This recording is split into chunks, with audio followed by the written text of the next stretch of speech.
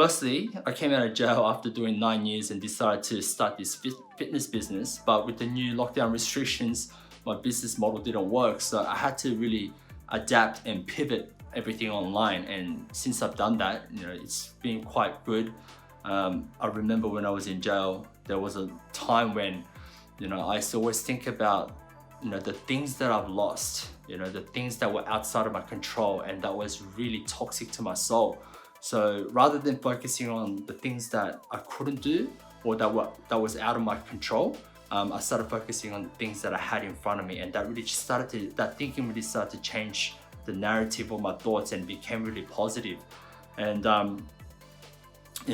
during lockdown, I always think about the hard stuff that I went through in my life, such as jail or other things, and you just always look back and go, look, we came out of that at the end of the day all right, and that's all about resilience, right? And we're all gonna come out of this good. Just stay strong, and we're all gonna come out of this, and we're gonna look back going, oh yeah, there was a time when we were locked down, but I just think through this time, everyone's just gonna get stronger if they just hold on and push through and keep looking ahead. To be honest, not a great deal at all, to be honest. After serving 10 years in jail, being locked up, there's a big difference. I'm quite happy to kick back, train, go for walks, go for a swim, still be able to surf. I'm just grateful for the small things.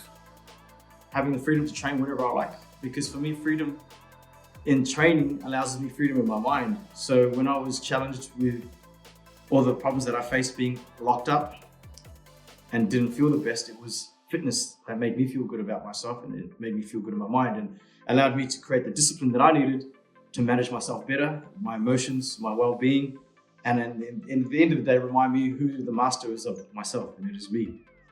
So fitness to me is very important. Having lost that, in the sense that I can't train with my mates, my community, my friends at any given time, that's probably the biggest effect it has on me.